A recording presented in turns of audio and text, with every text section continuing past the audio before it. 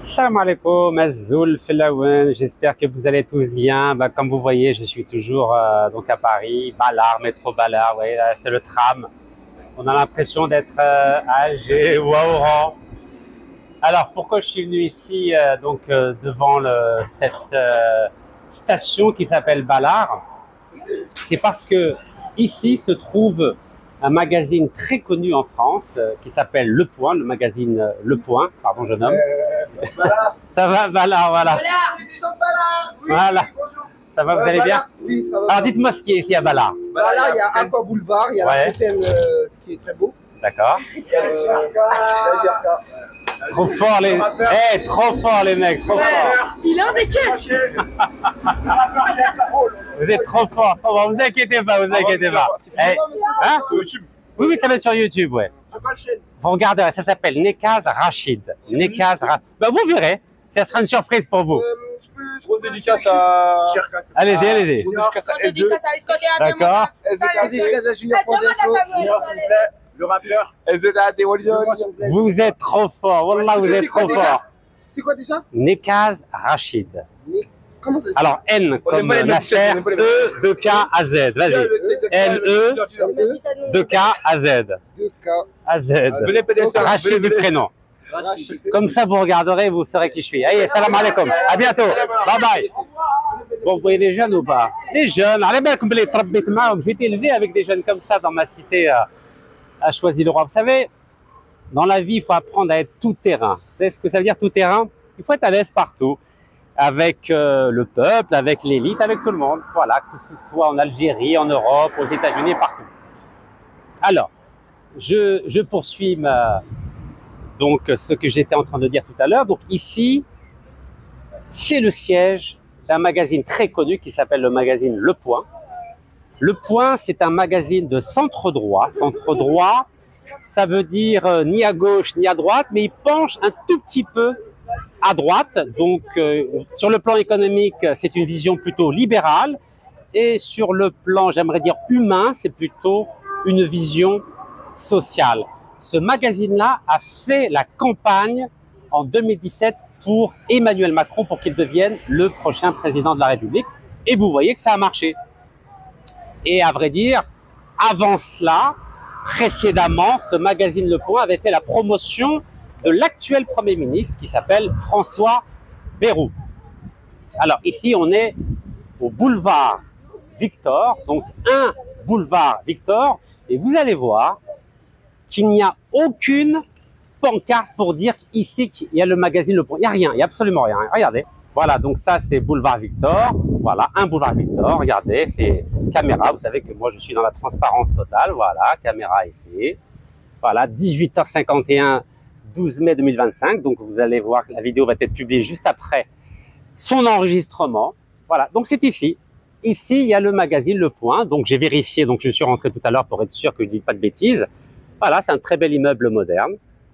Voilà, magazine Le Point, magazine de centre droit ou 1 boulevard Victor. Voilà, alors, pourquoi je suis venu ici? C'est pas pour vous raconter l'histoire de ce magazine, non, c'est pour vous dire qu'ici, il y a un célèbre journaliste algérien qui est devenu un grand journaliste francophone qui s'appelle Kamel Daoud. Notre ami Kamel Daoud, comme vous le savez, est originaire de Mesra. Mesra, c'est connu en Algérie pour être la ville où il y a le commerce des voitures. Vous savez, à l'époque, Chibani, mon défunt père, allait à Mesra pour acheter et vendre des voitures. Ben oui, mon père était mécanicien, au cas où certains l'auraient oublié. Il était chauffeur et en même temps mécanicien. C'était un passionné de voitures. Mesra se trouve dans la wilaya de Mostaganem. Mostaganem, c'est l'ouest du pays. C'est là où le 29 janvier 2019, le Hirak a commencé à l'occasion du lancement de ma campagne électorale. Il faut jamais l'oublier. Donc ça a commencé à Mostaganem le 29 janvier. Le jour même, c'était à Oran.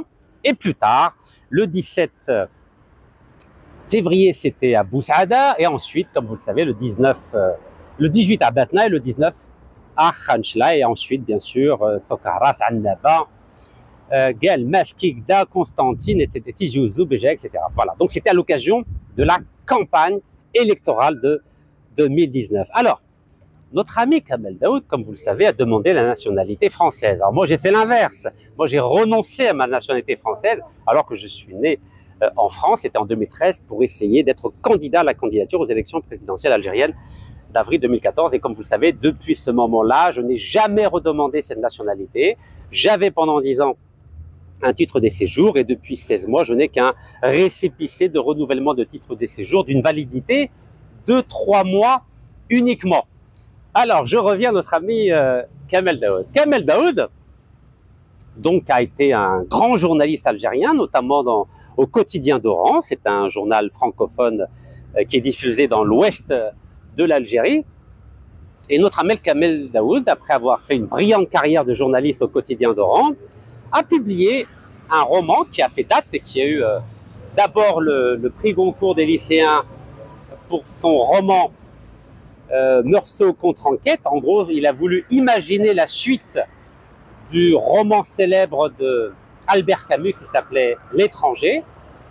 Et cette année, donc après une dizaine d'années, il a réussi enfin à avoir le fameux Sésame, c'est-à-dire la plus haute récompense pour un romancier francophone, c'est-à-dire qu'il a obtenu le prix Goncourt du meilleur roman, donc ici en France. Ce roman-là s'appelle Houri. Et lorsqu'il a obtenu ce prix Goncourt, il y a une Algérienne qui était une victime du terrorisme. À l'époque, elle avait 6 ans, Rabbi Shafiha, et elle a déclaré, et notamment elle a pris un avocat pour défendre sa cause. Elle s'appelle Saada Arban. Elle a dit que Kamel Daoud avait volé sa propre histoire pour écrire son roman Houri. Et comment a-t-elle argumenté pour tenir de tels propos? Son avocate, c'est Maître Ben Braham, que tous les Algériens connaissent. Elle a dit qu'elle était suivie par une psychologue qui s'avère être l'épouse de Kamel Daoud à Oran. Et en 2021, Kamel Daoud avait demandé à notre compatriote algérienne l'autorisation de pouvoir écrire un roman en s'inspirant de son histoire, et notre compatriote avait refusé. Donc Madame Saada Arban avait refusé que Kamel Daoud écrive son roman sur la base de l'histoire de notre compatriote algérienne victime du terrorisme. Mais Kamel Daoud n'a pas voulu respecter la volonté de Madame Saada Arban et il a publié ce roman. Alors, lorsque ce roman a obtenu le prix Goncourt, notre compatriote a porté plainte en Algérie pour non-respect de la vie privée, notamment. C'était le 14 février 2025. Kamel Daoud a été convoqué par la justice algérienne. Il n'a pas voulu répondre à ces convocations. Donc, Madame Saada Arban a décidé de porter plainte en France, toujours pour non-respect de la vie privée. Et en même temps, comme la justice algérienne a vu que Kamel Daoud n'a pas respecté, n'a pas honoré la convocation qui a été envoyée par la justice algérienne, a décidé d'émettre 2 mandats d'arrêt internationaux, car M. Kamel Daoud, entre-temps, est devenu citoyen français. Et c'est la raison pour laquelle donc notre justice, donc la justice algérienne, a émis ces 2 mandats d'arrêt afin que les autorités françaises puissent arrêter Kamel Daoud et l'extrader en Algérie. Alors au sujet de la plainte qui a été déposée par Madame Saada ici en France, normalement il y aura une audience le 10 septembre 2025, donc au sujet de la plainte pour non-respect de la vie privée. Alors pour l'instant, les autorités françaises au sujet des 2 mandats d'arrêt internationaux n'ont pas voulu répondre. Ils ont simplement pris acte de ces 2 mandats d'arrêt internationaux. Comme vous pouvez l'imaginer, et on a bien pu le constater au sujet des mandats d'arrêt qui ont été délivrés par la justice algérienne au sujet d'une demande d'extradition de l'ancien ministre algérien de l'Industrie, c'est-à-dire M. Abdeslam Bouchareb. Vous savez que la justice française a refusé de l'extrader. Non seulement elle a refusé de l'arrêter, mais elle a même refusé de l'extrader. Donc après, quand on parle d'indépendance de la justice française, vous savez très bien que quand il s'agit d'affaires politiques, il n'y a absolument aucune indépendance de la justice française. L'indépendance existe uniquement quand il y a des affaires civiles, par exemple des petits vols, des petits cambriolages, mais quand il s'agit d'affaires politiques, croyez-moi, il n'y a absolument aucune indépendance et dans aucun pays au monde, que ce soit un pays dit démocratique ou un pays dit autocratique. Alors, j'aimerais faire le parallèle entre ces deux affaires, Kamel Daoud et Abdeslam Bouchareb. Vous savez qu'Abdeslam Bouchareb est né aussi en Algérie, à Ain Kirsha, dans la wilaya d'Oum el-Bouaqi, 04. Donc, nous avons Abdeslam Bouchareb qui est né à l'est du pays, la wilaya d'Oum el-Bouaqi, et nous avons un autre Algérien qui s'appelle Kamel Daoud qui est né à l'ouest du pays, à Mesra, dans la wilaya de Moussa Ghanem. C'est deux personnages très connus, un dans le monde politique, l'autre dans le monde journalistique et littéraire, ont cette particularité d'être nés en Algérie, mais aussi d'avoir fui l'Algérie et d'avoir demandé la protection de l'ancienne puissance coloniale française qui a fait massacrer 5,5 millions d'Algériens, c'est-à-dire 5,5 millions de martyrs. C'est quand même particulier, vous ne trouvez pas? Vous avez des Algériens nés en Algérie et que dès qu'ils ont un problème avec la justice algérienne, au lieu de l'affronter, au lieu de répondre aux convocations, préfèrent se réfugier en France, demander la protection de la France en leur disant « S'il vous plaît, s'il vous plaît, s'il vous plaît, la France, ne m'extradez pas en Algérie, sinon ils vont me faire du mal. » Incroyable quand même. Alors que moi qui suis né en France, vous savez que je suis né en France, lorsque l'armée algérienne m'a fait envoyer un message en me disant « Rachid, si tu rentres en Algérie, on va t'emprisonner », j'ai pas demandé la protection de la France. J'ai pas demandé la protection des États-Unis. Vous savez que ma femme est américaine et mon fils est américain, non? J'ai dit « Barakallahu fikum, si vous avez quelque chose à me reprocher, c'est moi-même qui vais venir en Algérie.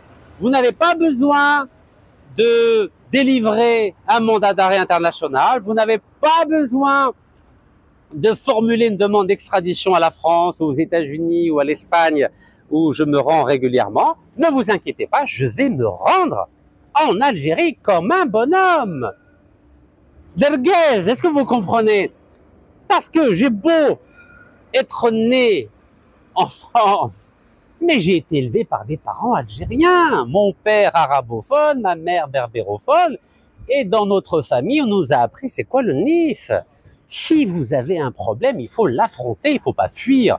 Et c'est pas moi qui renonçais à la nationalité française en juillet-août 2013 qui vais demander la protection de la France contre mon pays, alors que personne ne m'a obligé à m'impliquer dans la vie politique algérienne à partir de 2013. Et évidemment, j'étais prêt à vivre toutes les épreuves dans mon pays. C'est la raison pour laquelle, quand bien même j'ai été emprisonné à 4 reprises en Algérie, à aucun moment, je n'ai sollicité ni l'aide de la France, ni l'aide des États-Unis. Et j'aurais pu le faire. Vous savez que je connaissais très bien l'ancien ministre des Affaires étrangères américain, le secrétaire d'État qui s'appelle Anthony Blinken, que je connais depuis 1998, mais à aucun moment, j'ai demandé ni l'aide des Français, ni l'aide des États-Unis. J'ai patiemment, difficilement, c'est vrai, vécu ces épreuves dans les prisons algériennes et ensuite quand j'étais placé en résidence surveillée. Mais alhamdoulilah, ensuite j'ai eu 3 grâces présidentielles du chef de l'État, c'est Abdelmajid Tebboune.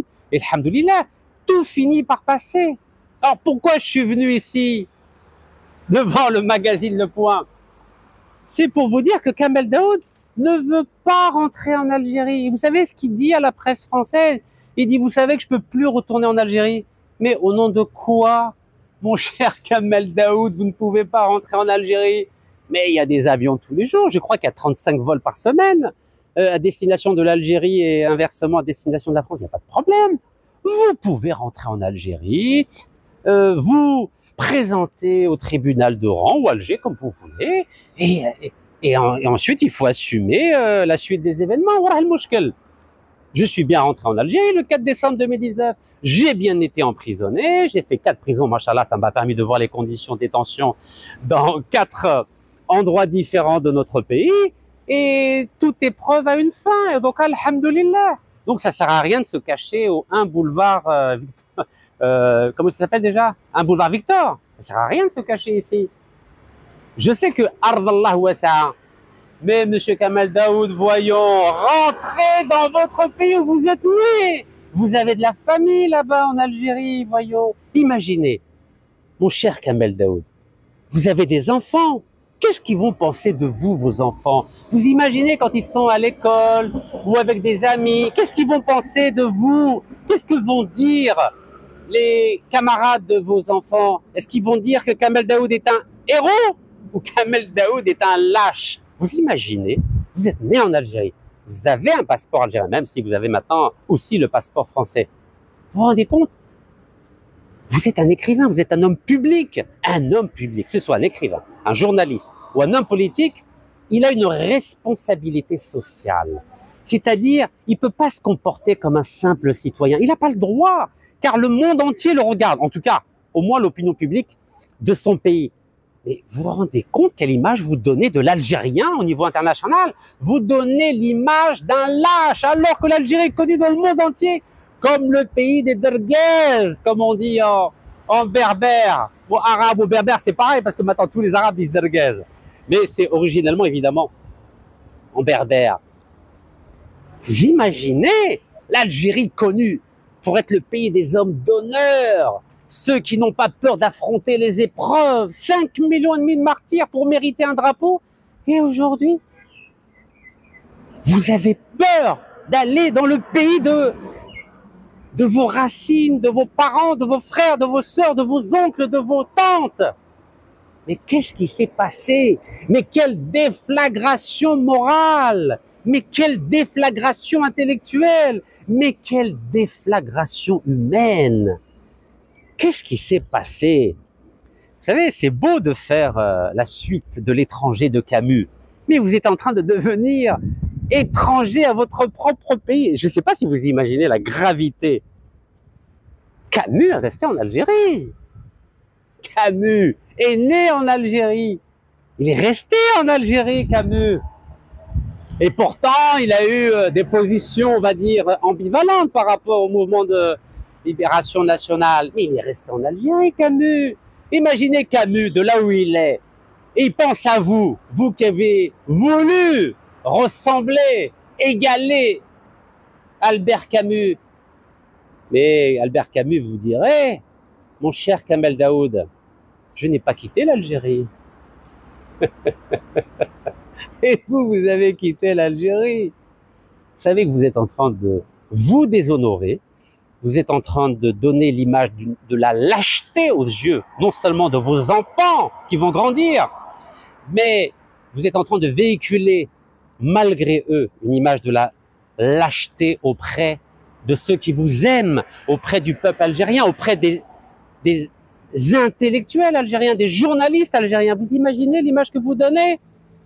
C'est un peu comme Abdeslam Bouchouareb, 2 fois ministre de l'Industrie, député, vice-président de l'Assemblée nationale, directeur de la communication et directeur de campagne de feu Abdelaziz Bouteflika, président du Conseil économique et social. Vous imaginez, signer des contrats au nom du drapeau algérien, au nom de l'Algérie.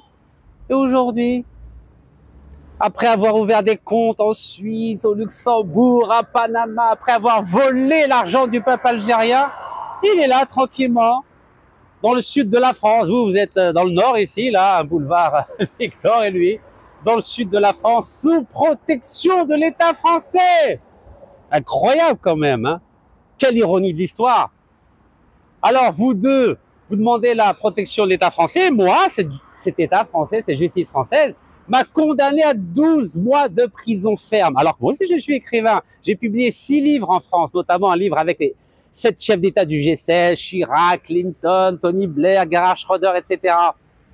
Mais moi, l'écrivain algérien, on m'a mis en prison à Fresnes. Et vous, les écrivains algéro-français, bah, c'est tapis rouge, on vous assure la protection parce que vous êtes contre l'Algérie. En tout cas, vous êtes devenu contre l'Algérie.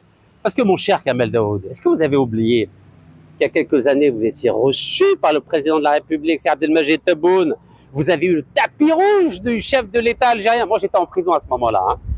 Et vous avez fait une interview avec Adlan Mehdi, au nom du Point d'ailleurs. Hein. Au nom du Point. C'est pour ça que je suis venu ici. C'est-à-dire que le président algérien vous a ouvert les portes d'Al Mouradia. Et aujourd'hui, vous crachez sur l'Algérie. Vous vous rendez compte, vous crachez sur l'Algérie. Vous crachez votre venin sur l'Algérie en disant que l'Algérie, c'est le pire des pays. Que l'Algérie est une dictature innommable, que je ne peux pas retourner en Algérie. Et là, récemment, il y a 3 jours, vous avez écrit que au Maghreb, le panafricanisme est mort. Mais non, mon cher Kamel Daoud, je suis algérien et un vrai panafricaniste. Et c'est pour ça que j'ai apporté mon aide aux Sénégalais pour qu'il y ait une transition politique sans effusion de sang, au nom justement du panafricaniste. Et j'ai été accueilli les bras ouverts au Sénégal, au Mali, en Côte d'Ivoire, en Éthiopie, en Guinée, au Ghana, au Bénin, au Togo. Oui, j'ai été accueilli les bras ouverts, car avec mon fils, on a fait un périple en Afrique, car nous sommes des panafricanistes. Mon fils est aux États-Unis, moi je suis en Algérie, mais nous défendons cet idéal panafricaniste, comme en 69 avec les Jeux panafricains, que vous avez rappelé dans votre article. Oui, il reste un sentiment panafricaniste, une volonté panafricaniste en Afrique du Nord, malgré tous les problèmes que nous rencontrons en ce moment. Et vous savez que ces problèmes-là sont contingents, sont liés à une conjoncture politique et diplomatique. Et vous savez que ça ne va pas durer, car heureusement dans notre pays, il y a des hommes et des femmes qui partagent cet idéal. D'abord l'idéal algérien, ensuite l'idéal nord-africain et ensuite aussi l'idéal panafricain, car notre salut à terme sera un salut panafricain, comme le salut européen ou le salut nord-américain. Donc mon cher Kamel Daoud, arrêtez de tuer tous les idéaux, toutes les espérances, arrêtez de vous cacher ici au 1 boulevard Victor. Je sais que la France, elle vous adore car vous critiquez matin, midi et soir l'Algérie, matin, midi et soir l'islam. خاف الله شم على روحك ارجع العقل comme on dit chez nous. رتب روحك, revenez à la raison, revenez à votre algérianité. Vous savez que vous le vouliez ou non, vous êtes un représentant de l'Algérie, mais n'essayez pas d'être le représentant d'une Algérie qui déplaît à la France. Et vous savez qu'en ce moment, il y a une crise. Et si vous continuez à alimenter cette image négative de l'Algérie, qu'est-ce qui va se passer après? À votre avis, qu'est-ce qui va se passer? Évidemment, l'intelligentsia politique, l'intelligentsia médiatique, l'intelligentsia intellectuelle, l'intelligentsia diplomatique vont utiliser vos propos pour continuer à dénigrer notre pays, alors que vous êtes en position de faire l'inverse. Vous êtes en position de défendre l'Algérie. Vous imaginez Frantz Fanon, vous connaissez Frantz Fanon? Frantz Fanon, il n'est même pas né en Algérie. Frantz Fanon, ses parents n'étaient pas algériens. Frantz Fanon vient des Antilles. Et qu'est-ce qu'il a fait, Frantz Fanon? Il a défendu bec et ongle l'Algérie. Il a défendu bec les ongles FLN, malgré tous les problèmes qu'il y avait au FLN à l'époque, malgré les règlements de compte qu'il y avait à l'époque, comme aujourd'hui, les règlements de compte entre certains clans du pouvoir. Mais il s'est dit, il y a quelque chose de plus important que les règlements de compte, c'est l'idéal algérien. C'était un idéal universel. C'était un idéal pour que justement l'Algérie devienne un exemple à travers le monde entier, à commencer par être un idéal en Afrique. Et vous savez qu'après l'indépendance algérienne, l'Algérie a défendu des mouvements de libération nationale, alors que nous avions un régime autocratique, c'est vrai, mais il y avait un idéal algérien qui a été exporté dans le monde entier, que ce soit au Vietnam, en Afrique, en Amérique du Sud. Nous étions un exemple pour le monde entier, pour toutes celles et ceux qui voulaient redevenir libres. Et aujourd'hui, vous êtes en train de bafouer cet idéal algérien. Donc je reviens à Frantz Fanon. Frantz Fanon, brillante intellectuelle. Brillante intellectuelle. Rabbi yarhamou. Qu'est-ce qu'il a fait? Il a représenté l'Algérie au Congrès des peuples, au Ghana. Vous imaginez?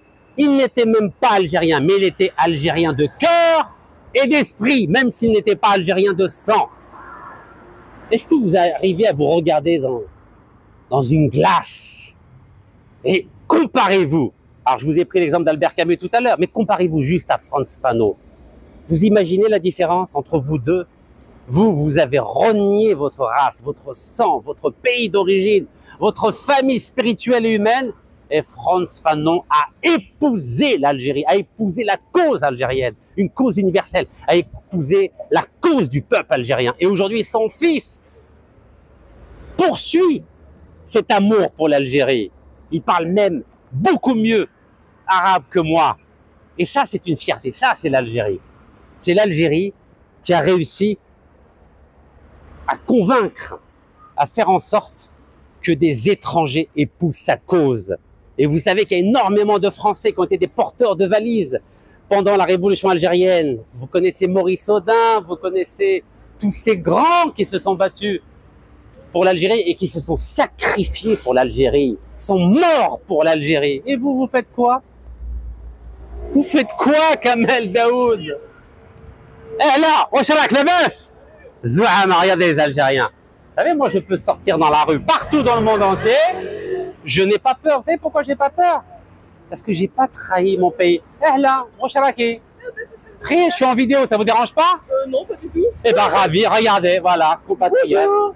Eh ben, salam, Elzoul, ça va? Ça va, la santé, ça va, tout le monde va bien. le moral, Tout le monde va bien. la famille, Tout le monde va bien. Rahmat Rabbi. Eh ben, ravi de vous avoir rencontré. Moi de même. Barakallahu Je fik. vous apprécie beaucoup et j'aime beaucoup ce que vous faites. Merci beaucoup, ça me fait chaud au cœur, ouais, Bien sûr. ça fait plaisir quand même. C'est comme ça. Allah yahfazek. Merci beaucoup, bonne soirée à vous. Merci beaucoup. Donc vous voyez, ça, vous savez comment ça s'appelle? Ça s'appelle Baraka. Quand vous n'êtes pas un traître, les gens vous apprécient. Et vous n'avez pas peur de sortir dehors, regardez. Je vais partout. Je vais en Algérie, je vais en Europe, je vais aux États-Unis. Alhamdulillah, je suis un homme libre car je suis un homme qui n'a pas trahi l'Algérie. Je n'ai pas trahi le peuple algérien, je n'ai pas trahi ma famille et je continuerai à honorer l'engagement que j'ai pris à l'égard de mon père, le Hajj al-Arbi Rabbi yarhamou, que j'essaierai toute ma vie de faire quelque chose pour mon pays. Bien sûr, avec plaisir.